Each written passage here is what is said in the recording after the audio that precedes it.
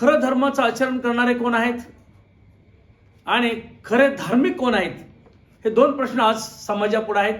कारण आज आम्ही पाहतो की रोज आणि रोज यूट्यूबवर, फेसबुकवर बऱ्याचशा गोष्टी धार्मिकतेच्या माध्यमातून आम्हाला पाहायला मिळतात. बरीच मंडळी अशी आहेत की एक धार्मिकतेचा आव आणतात, मग दान धर्म,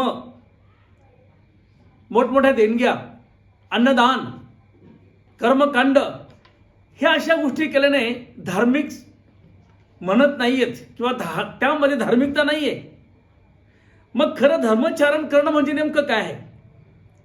पवित्र बायबलमध्ये आम्हाला पाहायला मिळतं.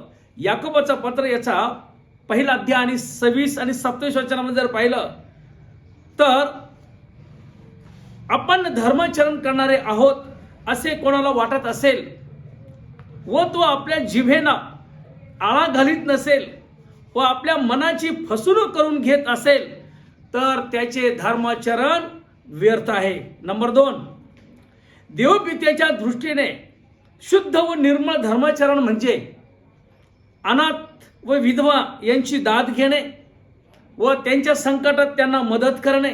नंबर 2, स्वतःला निष्कलंक, निष्पाप, निर्दोष असे ठेवणे, याला खरं धर्माचरण म्हणतात किंवा त्याला धार्मिकता म्हणतात.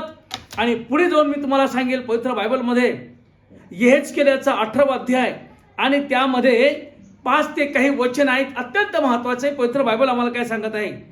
धार्मिक मनुष्य कोण म्हणाल तर जो न्यायाने व धर्माने वागतो. पहा, लक्षात घ्या.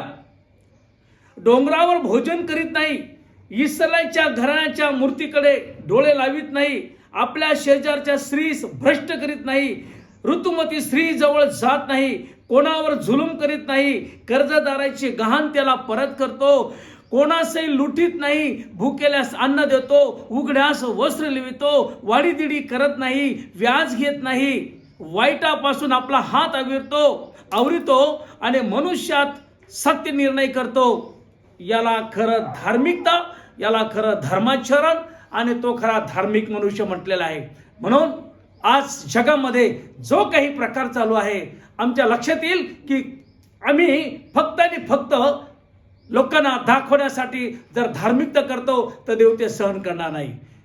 परमेश्वर ह्या सर्व गोष्टीमुळे तुम्हाला आशीर्वादित करो. आमेन. थँक्यू. God bless you.